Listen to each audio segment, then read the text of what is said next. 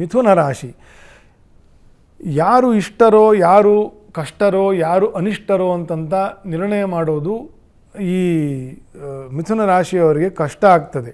ಕೌಟುಂಬಿಕ ಸಂಬಂಧದಲ್ಲೇ ಹೆಚ್ಚು ಸಮಸ್ಯೆಗಳನ್ನು ಈಗ ಆಲ್ರೆಡಿ ಫೇಸ್ ಮಾಡ್ತಾ ಇದ್ದೀರಿ ಮಿಥುನ ರಾಶಿಯವರು. ಒಂದು ಕರ್ಮದಲ್ಲಿ ರಾಹು, ಇನ್ನೊಂದು ಮಿಥುನ ರಾಶಿಯಲ್ಲಿ ಕುಜ ಅಥವಾ ದ್ವಿತೀಯದಲ್ಲಿ ಕರ್ಕ ರಾಶಿಯಲ್ಲಿ ಕುಜ, ಅವನು ವಕ್ರಿ ಬೇರೆ. ವ್ಯಯದಲ್ಲಿ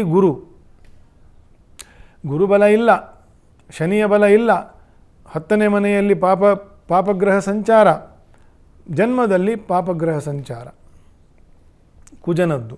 ಇದೆಲ್ಲ ಸಮಸ್ಯೆಗಳು ಬಹಳ ಗೊಂದಲ. ಅದಕ್ಕೆ ಹೇಳಿದ್ದು ಇಷ್ಟರು ಯಾರೋ ಅನಿಷ್ಟರು ಯಾರೋ, ಕಷ್ಟ ಯಾರು ಕೊಡ್ತಾರೋ ಪರಿಹಾರ ಯಾರು ಮಾಡ್ತಾರೋ ಅನ್ನೋದು ಗೊತ್ತಾಗದೇ ಇರುವಂಥ ಆಗ್ತದೆ. ಹಾಗಾಗಿ ಭಾಳ ಜಾಗ್ರತೆ ಬೇಕು.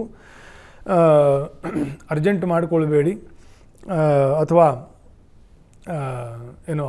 ಅವಸರಪಟ್ಟು ಆಮೇಲೆ ಪಶ್ಚಾತ್ತಾಪ ಪಡಬೇಡಿ.